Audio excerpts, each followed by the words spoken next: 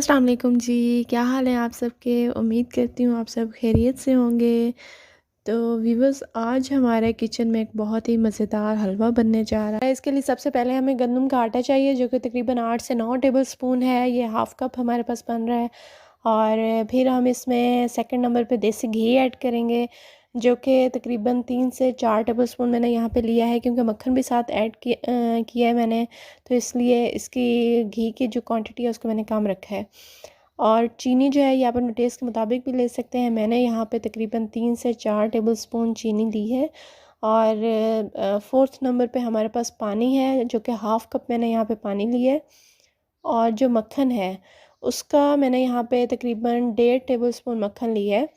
ये अच्छा आपकी अपनी चॉइस है कि अगर आपके पास मक्खन नहीं है तो आप 3 से 4 टेबल स्पून की बजाय आप 5 से 6 टेबल स्पून जो है वो घी ऐड कर सकते हैं। अगर आपके पास घी कम है तो आप बेशक मक्खन की क्वांटिटी ज़्यादा कर दें। तो चलिए अपनी रेसिपी स्टार्ट करते हैं। बिस्मिल्लाहिर्रहमानिर्रहीम। सबसे पहले यहाँ पे मैंने मक्खन और घी को गरम किया, उसमें गंदम का आटा डाला है, इसको अच्छे से हमने अब मिक्स करना है। मिक्स करने के बाद यहाँ पे जो फ्लेम है उसको हमने लो मीडियम रखना है, हाई नहीं करना है, क्योंकि ये आटा है, अगर हम इसकी आंच जो है वो ज़्यादा कर देंगे तो ये इसकी भुनाई ज़्यादा हो जाएगी और ये अंदर से कच्चा रह जाएगा। इसलिए हमने तकरीबन इसकी जो भुनाई है वो 15-20 मिनट भुनाई नहीं, बल्कि इसको जो पहले थोड़ा सा कुक करना है हमने, वो 15-20 मिनट करना है, ताकि लो फ्लेम पे हल्की आंच पे, ताकि इसका जो अंदर से कच्चापन है वो ख़त्म हो जाए और ये अच्छे से कुक हो जाए। ये देखें जी, तकरीबन 10 से 15 मिनट इसको पकते हुए गुजर चुके हैं और इसका कलर भी अब थोड़ा डार्क होना स्टार्ट हो गया है। तो इस स्टेज पे अब आप ये देख लें इसका कलर। और इस स्टेज पे आके हमने इसमें 3 से 4 टेबल स्पून जो चीनी ली थी वो हमने डाल देनी है और इसको साथ साथ अच्छे से हमने मिक्स करना है। अच्छा, मुसलसल आपने इस हलवे में जो है चम्मच हिलाते रहना है।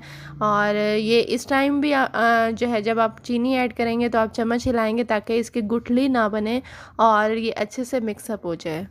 अच्छा जी, यहाँ पे मैं आपको साथ साथ ये बता दूँ कि इसकी जो टोटल भुनाई का टाइम है वो तकरीबन 5 से 10 मिनट है। और 5 से 10 मिनट में आपने इसको बड़ी समझदारी के साथ इसकी बुनाई करनी है, ताकि इसकी जो है इसका कलर वो ज़्यादा डार्क भी ना हो और बिल्कुल हल्का भी हमारे पास ना रह जाए। जो पानी लिया हुआ था वो हमने इसमें ऐड कर दिया है। अच्छा जी, इसकी जो आंच है वो भुनाई के टाइम भी थोड़ी सी ज़्यादा थी, लेकिन जैसे ही मैंने इसमें ये पानी डाला है तो मैंने इसकी जो आंच है वो थोड़ी सी और ज़्यादा कर दी है, ताकि जो पानी में एक उबाल है वो अच्छा से आ जाए, थोड़ी सी ज़्यादा आंच पे। और जो पानी है वो मैंने आपको जिस तरह पहले दिखाया है कि हाफ़ कप से थोड़ा सा ज़्यादा है, ये मैंने इसमें डाला है। और अब इस टाइम आप थोड़ा सा इसकी जो आंच है वो आप कम कर दें। थोड़ी सी देर के लिए हलवे को मज़ीद पकाते रहें। और यहाँ पे जो है आप चीनी चख सकते हैं। अगर आपको चीनी कम महसूस हो रही है तो आप मज़ीद इसमें अपनी ज़रूरत के मुताबिक शामिल कर सकते हैं। और 5 से 10 मिनट के लिए आप दोबारा इसको कुक होने दें।